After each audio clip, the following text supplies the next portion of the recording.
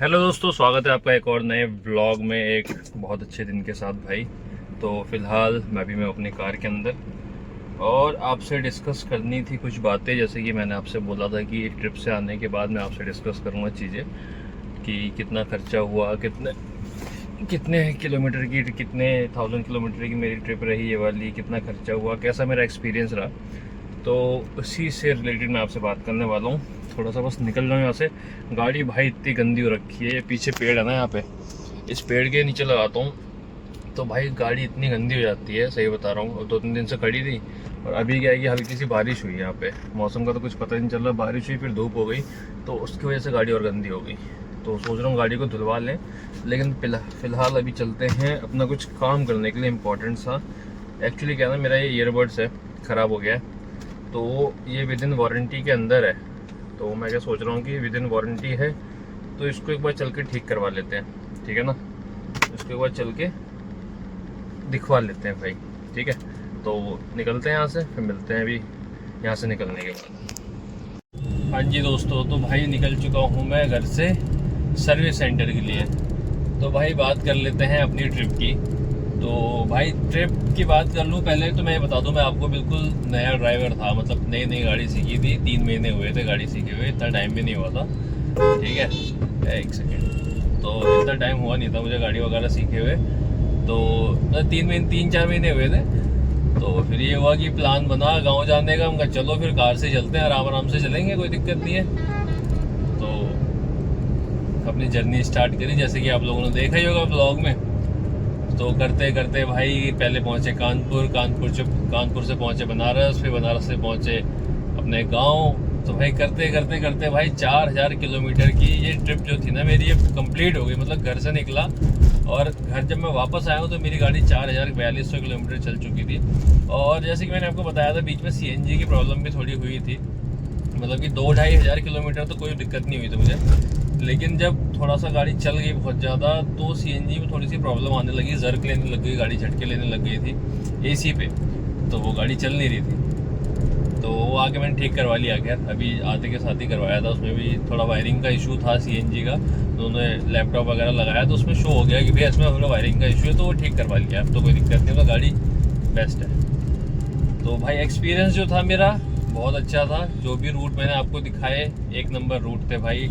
NH19 से गया, NH34 से गया, और सबसे मेन चीज़ मेरी ये थी कि टोल जो था ना, मैंने ये फास्टैग जो ले रखा था, ये एनुअल पास करवा रखा था इसमें रिचार्ज।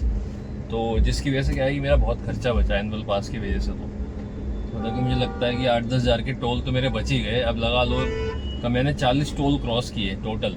जब से मैं अपने घर से निकला तब से लेके अब तक मैंने 40 टोल जो है क्रॉस किए थे। और 40 टोल क्रॉस किए, 40 टोल में लगभग मोटा मोटी एक रफ आइडिया भी लेके चलूँ तो मुझे लग रहा है कि 8-10 हज़ार का तो शायद टोल लग ही जाता। तो जितने भी टोल लगे मेरे, वो लगे आपके इसके एनुअल पास से लगे। कोई भी मेरा एक्स्ट्रा वैसा कोई एनुअल टोल नहीं लगा जो वैसे कटा हो वॉलेट से, ठीक है। तो जो भी लगा रिचार्ज से लगा, एनुअल पास वाले।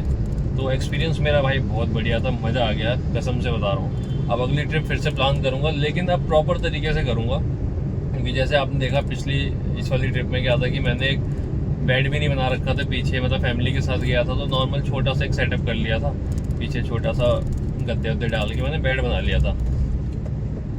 तो लेकिन अब मैं करने वाला हूँ थोड़ा सा बेड वाला सेटअप गाड़ी के अंदर, जो कि सही रहेगा, मेरे लिए भी सही रहेगा। और जैसे कि मेरा प्लान है आगे कैंपिंग वगैरह करने का, ट्रैवलिंग करने का, तो इसके लिए भी बेस्ट रहेगा। अभी फ़िलहाल तो मैं गड्ढों से जूझ रहा हूँ। अरे यार गड्ढे कितने आई। गाज़ियाबाद में हूँ, मेन गाज़ियाबाद। अभी अपने गाज़ियाबाद के अंदर ही गाड़ी चल रही है और ये ऊपर चल रही है भाई, ऊपर रैपिड रेल का काम तो बहुत तगड़ा खिंच गया भाई। ये देखो, ये अपने यहाँ का है न्यू बस अड्डे वाला रैपिड रेल। क्या सही बना दिया, अच्छा खासा बना दिया। ये पूरा मेरठ तक हो गया भाई मेट्रो तो ये वाला। एक काम करता हूँ, पहले पहुँचता हूँ जल्दी से सर्विस सेंटर पे, फिर आपसे बात करता हूँ। हाँ जी भाई, सर्विस सेंटर वाला काम तो हो गया अपना। बोर्ड्स जो है, जो अपने ईयरबड्स थे बोर्ड के, वो रिप्लेस हो गए हैं, वो घर पे आ जाएंगे। तो बात मैं क्या कर रहा था आपसे कि हाँ, अपना जो ट्रैवल हम करके आए अभी उसके बारे में। तो एक इंसिडेंट और हुआ था, वो आपको बताता हूँ क्या हुआ। भाई पापा को लेके हॉस्पिटल गया था, तो वहाँ पे पार्किंग, जहाँ पे गया था होमी बाबा वाले पे, वहाँ पार्किंग नहीं थी। तो वहाँ अंदर कैंपस के अंदर रोड थी, रोड के साइड में गाड़ी लगा रखी थी। तो वहाँ पे क्या था कि दो गाय के बच्चे थे, बछड़े थे, दोनों दो लड़ रहे थे। और लड़ते लड़ते लड़ते लड़ते भाई वो मेरी गाड़ी में आके ठुक गए पीछे से और गाड़ी अंदर से पिचक गई पीछे से। तो अभी उसको भी थोड़ा डेंट है, सही करवाना, दिखाता हूँ आपको। ये देखो भाई, ये छोटा सा डेंट था ये वाला, ये अंदर पिचक गया था, लेकिन मैंने इसको बाहर फुलाया अंदर से हाथ डाल के, बहुत ज़्यादा पिचका हुआ था ये। तो एक ये भी इंसिडेंट हुआ था भाई इस ट्रिप पे मेरे। और फिलहाल चलते हैं, यहाँ से निकलते हैं भाई। गाड़ी बहुत गंदी हो रखी है, आज धुलवाने की सोच रहा था, लेकिन आज भीड़ होगी बहुत ज़्यादा, तो आज हम धुलवाते हैं। मंडे वगैरह को धुलवाएंगे, मंडे को सही रहेगा, भीड़ भी कम रहेगी, धुलवा लेंगे गाड़ी। बाकी ट्रिप के बारे में बता दूं भाई, ट्रिप पे कोई जाना चाहता है, निकलना चाहता है तो भाई निकल जाओ, सोचो मत। मैं बहुत सोच रहा था यार, जाऊँ ना जाऊँ, पहली ट्रिप है, कैसी रहेगी, कभी चलानी नहीं आती, नया नया चलाना सीखा है, तो मन के अंदर डर बहुत सारे थे। लेकिन अब डर जो थे ना निकल गए भाई है ना, डर जो थे मेरे निकल गए। अब मैं कहीं भी गाड़ी लेके जा सकता हूँ। गाँव भी गया भाई, हाईवे पे भी चलाया, गलियों में भी चलाया, पतली पतली गलियों में भी चलाया, लखनऊ, कानपुर, कौन कौन सा शहर नहीं घुमा दिया मैंने, बनारस वगैरह सब घुमा दिया। तो अभी एक अगला इसका स्टेप क्या है कि एक तो मेरे सीएनजी है पीछे, एक मैंने उसका एक जुगाड़ देखा है कि सीएनजी कवर कर दूंगा ना अगर ऊपर से, तो वो अच्छा जुगाड़ है। अगर वो कवर हो गया तो यहाँ जो मेरा जो गाड़ी के अंदर बेड बनने में थोड़ी आसानी रहेगी। तो वो होगा दिल्ली रोहिणी में, तो वो करते हैं, वो करवाते हैं।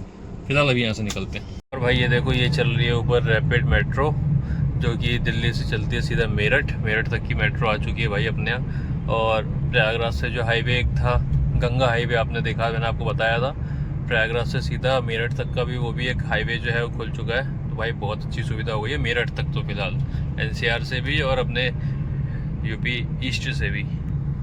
भाई सबसे मेन चीज़ जो थी वो तो मैंने आपको बताई ही नहीं, वो थी खर्चा। मेरा खर्चा कितना आया टोटल सीएनजी में और पेट्रोल में, है ना, तो मैंने आपको बताया नहीं, क्योंकि लगभग मेरी जो गाड़ी है, कार है, 4200 किलोमीटर चल गई थी, यानी कि 4200 किलोमीटर चल गई थी। तो इसमें शुरुआत में तो मैंने खाली सीएनजी में चलाई भाई गाड़ी, है ना। और स्टार्टिंग में तो कोई दिक्कत नहीं, मैंने सीएनजी पे गाड़ी चलाई, लेकिन बाद में मैंने जब सीएनजी में प्रॉब्लम आने लग गई थी वापसी आते टाइम, तब फिर मैंने गाड़ी पेट्रोल पे चलाई थी।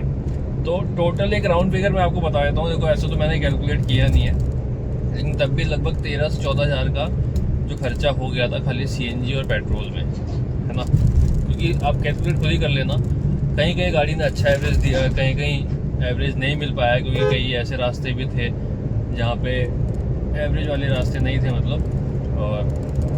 और जो ये एवरेज वाली बात बता रहा हूँ ना आपको, जैसे मेरी गाड़ी ने कहीं कहीं 37 किलोमीटर का, 37 का एवरेज भी दिया, 37 का, ठीक है, और 35 का भी दिया, विदाउट एसी बता रहा हूँ मैं, विदाउट एसी 37 तो विदाउट एसी का दिया है, और विद एसी है आराम से 30 का एवरेज दे देती है मुझे, कोई दिक्कत नहीं है।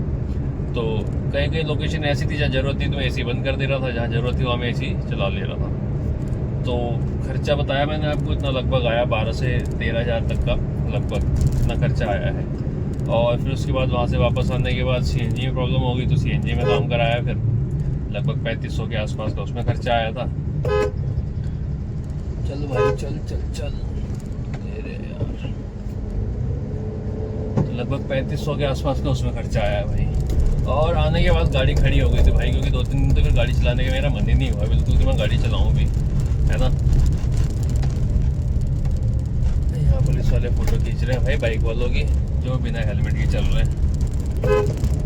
तो गाड़ी का मेरा एक्सपीरियंस यार बहुत अच्छा रहा, मेरा पहला एक्सपीरियंस था, तो बहुत अच्छा एक्सपीरियंस था गाड़ी का मेरे, कार चलाने का। फर्स्ट टाइम मैं कहीं लेके निकला था, और अब ऐसा हो गया कि बस मन कर रहा है फिर से जल्दी से बैग पैक करूँ और निकल जाऊँ कहीं ना कहीं। बस थोड़ा सा मैं सोच रहा हूँ एक काम करवा लूँ एक बार बेड वाला, ताकि थोड़ा सा बेड सेटअप हो जाए गाड़ी के अंदर। फिर उसके बाद लेके निकलते हैं, कहीं ना कहीं प्लान करते हैं फिर से निकलने का, ठंडी जगह पे, क्योंकि गर्मी हो रही है इस टाइम पे बहुत ज़्यादा, तो कहीं ठंडी जगह चलने का प्लान करेंगे फिर से।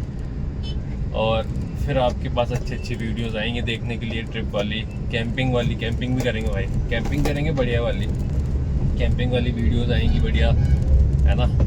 लेकिन फ़िलहाल अभी तो मैंने इतनी गाड़ी चला ली है कि मैं थक गया हूँ। खैर कुछ दिन का रेस्ट चाहिए मुझे, लगभग एक आध हफ्ता, 15 दिन, 20 दिन का, फिर उसके बाद निकलेंगे भाई, कोई दिक्कत नहीं है। तो भाई यही था मेरा एक्सपीरियंस गाड़ी से रिलेटेड, अपनी सिलेरियो से रिलेटेड, सीएनजी कार से रिलेटेड। तो इसके रिलेटेड, सीएनजी गाड़ी से रिलेटेड आपको कुछ पूछना हो मेरे से तो आप बिल्कुल कमेंट करना, मैं आपको बिल्कुल जवाब दूंगा, रिप्लाई करूंगा कि ट्रिप से रिलेटेड या जो भी आपको पूछना हो। ठीक है जी, तो यही था दोस्तों आज का ब्लॉग। तो मिलते हैं आपसे नेक्स्ट ब्लॉग में, तब तक के लिए हर हर महादेव।